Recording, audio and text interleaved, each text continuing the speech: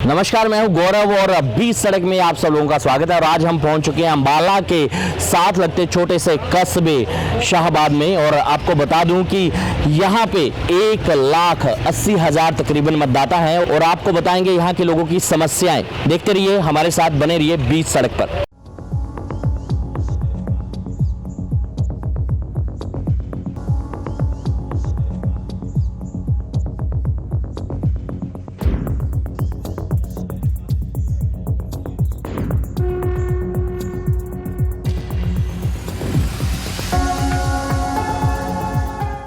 नमस्कार, मैं हूं गौरव और 20 सड़क में आपका स्वागत है। और 20 सड़क में आज हम पहुंच चुके हैं शाहबाद और हमारे साथ हैं कांग्रेस के प्रत्याशी रामकरण जी। सर, बहुत बहुत स्वागत है आपका।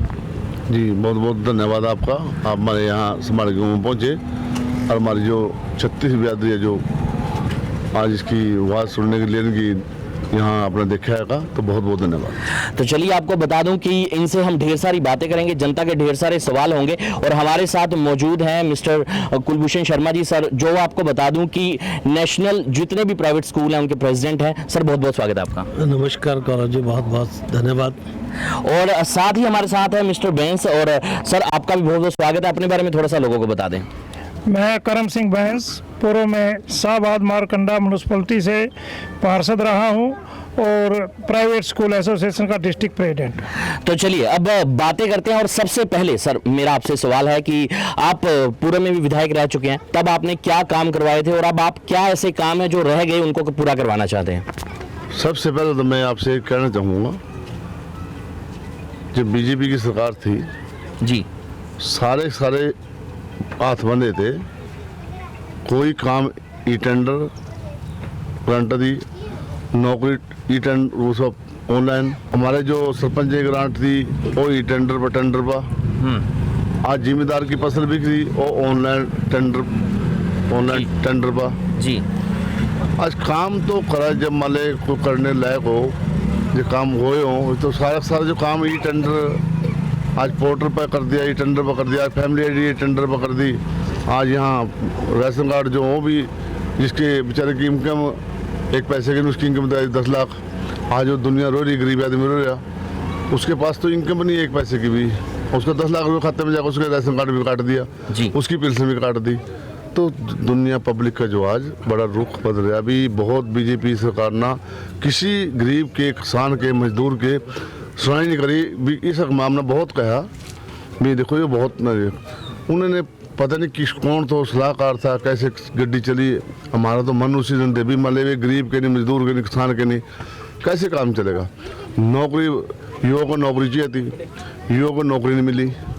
युवा सारा 90% बाहर चले गया बीजेपी उसमें। कांग्रेस के टाइम उस टाइम 10 साल पहले थी, 5% युवा बाहर गया, तो भी खुशी में अपनी मर्जी दे जी भी हम अमेरिका जाना, कनाडा जाना, खुशी में गया था।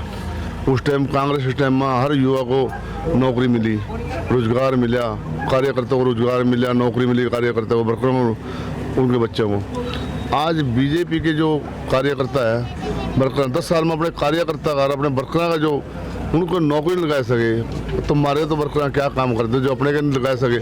कार्यकर्ता किसके पास होता है? पार्टी को चलते कार्यकर्ता दे, वर्कर दे। आज जो वर्कर कर कार्यकर्ता हम नहीं भी काम कराएंगे तो कार्यकर्ता हमारे पास नहीं रहेगा। आज बीजेपी का वो हाल है, उनके पास कार्यकर्ता वापस आ गया क्योंकि कार्यकर्ता काम नहीं करे। चलिए, कुछ सवाल हैं कुलभूषण जी के भी, तो सर जानना चाहूँगा क्या पूछना चाहेंगे? रामकरण जी, पहले तो मैं आपका स्वागत करता हूँ। ये कहता हूँ कि आप बहुत ही एक सरल स्वभाव के व्यक्ति हैं और जनता आपको इतना प्यार करती है कि आप कहीं भी जाएं तो आपका विधायक बनना लगभग तय लगता है। और आज आप कांग्रेस के प्रत्याशी हैं और आगे का जो दृश्य भी नज़र आ रहा है कि कांग्रेस एक तरह से सरकार बनाने जा रही है, कि जनता के मन में कांग्रेस का एक वातावरण जो बनता जा रहा है।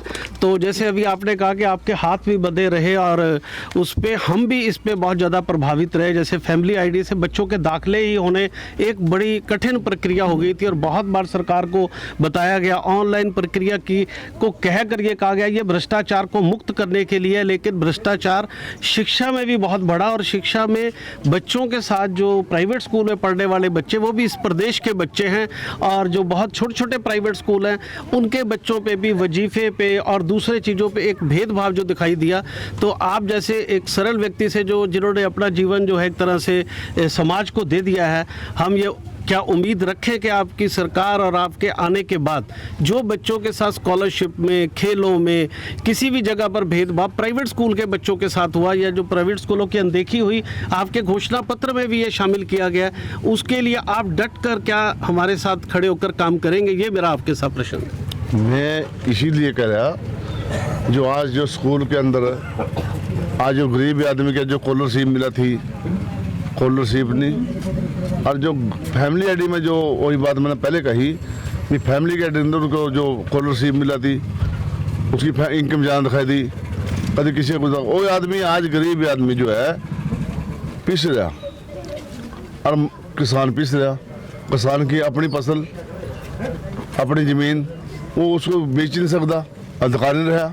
जी जी खेत में फसल बोरे, हम खेत में तोल का थोड़ी पहले हमारे खेत में तोल का हमारे 28 कुंटल हो गए, 30 कुंटल होगी, भगवान दे दो तो सिर्फ पीछा फसल मरी तो गवर्नमेंट ने कुछ दिया तो नहीं, बीजेपी ने सरकार ना बिल्कुल बिल्कुल। किसी को चलिए लेकिन इनका जो सवाल है, इनका सवाल ये है कि प्राइवेट स्कूल्स के लिए आप क्या करेंगे वो बताइए। मैं वही बात करने लग रहा, प्राइवेट के स्कूल के जो आज जो स्कॉलरशिप जो उधर सरकार देवा थी वो बंद कर दियो, मिलते नहीं, और प्राइवेट जो स्कूल वाले कहते हैं अभी उधर से आवेगी और कभी हमारे पास पास कराओ, कभी किस्मत कराओ, गरीब आदमी का बच्चा पढ़ना बड़ी मुश्किल हो गया। बिल्कुल ये मैं कहूँगा बीजेपी की सरकार में जो है ऐसा, अगली बार कांग्रेस की सरकार आ रही, कोई इनकी सीधा डायरेक्ट काम कराएंगे, कोई इनकी फैमिली आईडी की जो जिससे पहले स्कॉलरशिप मिला थी वैसे प्राइवेट स्कूल में उनके आएगा, उनके जमा हो जाएंगे पैसे, ये मैं कहना चाहूँगा। चलिए बहन जी से जानते हैं सर, आप क्या पूछना चाहेंगे?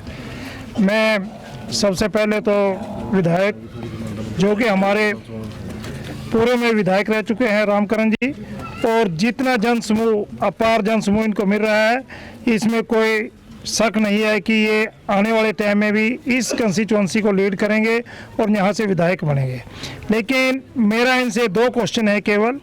पहला ये क्वेश्चन है कि जो 10 साल में बीजेपी सरकार ने बच्चों को नाकारा कर दिया है, बच्चे इतने पढ़ लिख कर कोई B.Tech किया है, कोई M.Tech किया है, इतनी डिग्रियां लेकर वो 10 साल से घरों में बैठे हैं, उनको कोई रोज़गार नहीं मिला है, और ये कहते हैं कि कोई पर्ची नहीं, कोई खर्ची नहीं।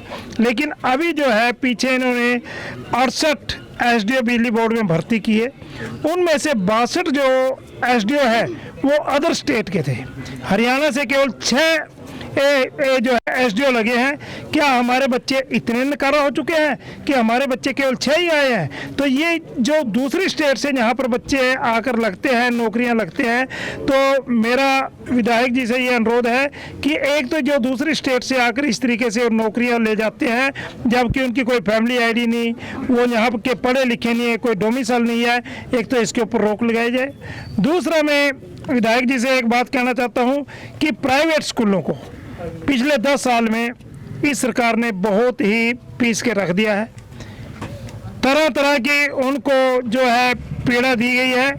कभी उनको कहते हैं कि अपना एक बात सुनिए कि जब एक विधायक 5 साल के लिए नियुक्त कर दिया गया, वो 5 साल के लिए बन चुका है, क्या वो 2 साल के बाद फिर जनता के बीच में जाएगा मेरे को दोबारा से वो दो?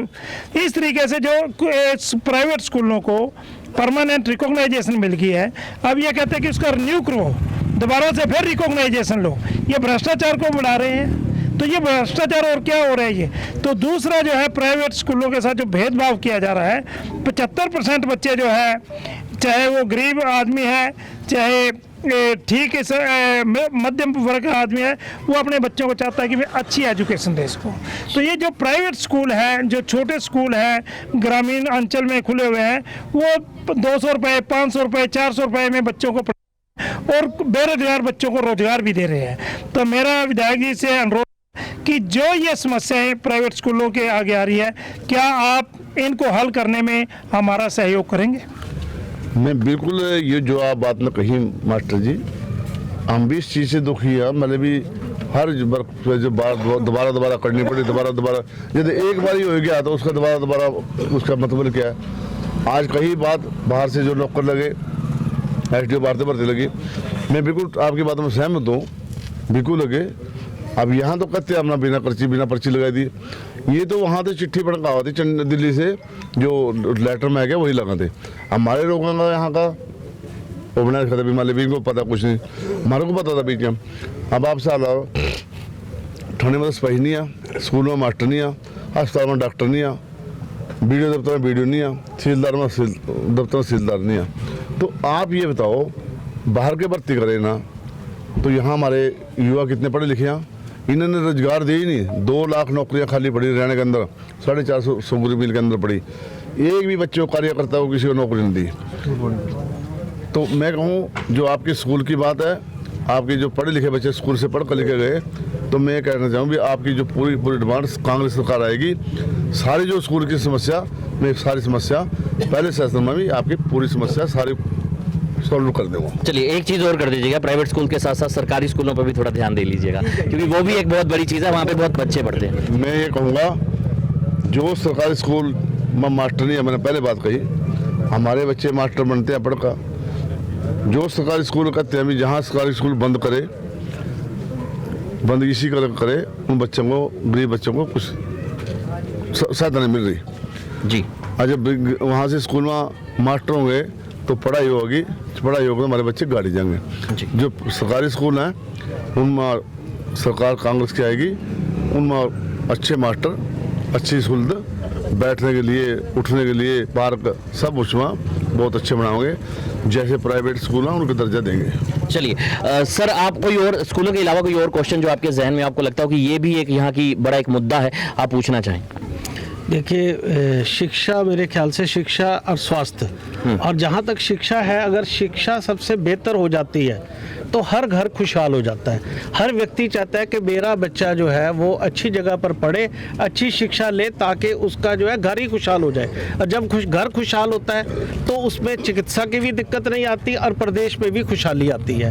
एक मैं और स्कीम की, सारे ग्रामीण लोग यहाँ पर क्षेत्र के लोग खड़े हैं, सरकार ने एक योजना बनाई कि जो गरीब छात्र सरकारी स्कूलों में पढ़ रहे हैं उनको प्राइवेट स्कूल में अगर दाखिला लेना है तो सरकार ने चिराग एक योजना बनाई, लेकिन उसको विधायक जी ईमानदारी से अमल में नहीं लाया। अगर सरकारी स्कूल अच्छे हो जाते हैं तो हमें भी बहुत खुशी होगी। आप सरकारी स्कूलों को भी अच्छा करने के लिए काम करें, क्योंकि प्रदेश में हर बच्चे को अच्छी शिक्षा मिलना उसका हक है। लेकिन जब ये स्कीम चली तो बच्चों को उसका फ़ायदा नहीं मिल सका। जो लोग अपने बच्चों को सरकारी स्कूल में डालना चाहते थे, सरकार ने ईमानदारी से उस योजना को अमल में नहीं लाया, जिससे ग्रामीण क्षेत्र के जो गरीब बच्चे थे वो प्राइवेट स्कूलों में फ्री आ सकते थे। लेकिन इस नीति का सही अनुपालना ना होने से वो नहीं आ सके। तो ऐसी अगर समस्या होगी तो हम आपके साथ हैं। तो क्या विधानसभा में भी आप इस मामले को उठाएंगे और सरकार पे भी जोर शोर से गरीब बच्चों का मामला उठाएंगे? बिल्कुल, गरीब के जो बच्चे हमारे सरकारी स्कूल में जो सुविधा मैं बिल्कुल उठाऊंगा। मैंने पहले भी बात उठाई और आगे भी बात उठाऊंगा। मैं हर समस्या का मेरे को पता है भी कहाँ क्या करा है, कहाँ दे गरीब का, अमीर का, जिम्मेदार, मजदूर, किसान के बारे में मेरे को सारा पता। स्कूलों के बारे में पता भी कहाँ स्कॉलरशिप ख़त्म हुई, कहाँ गई, कहाँ आई, इसके बारे में पता।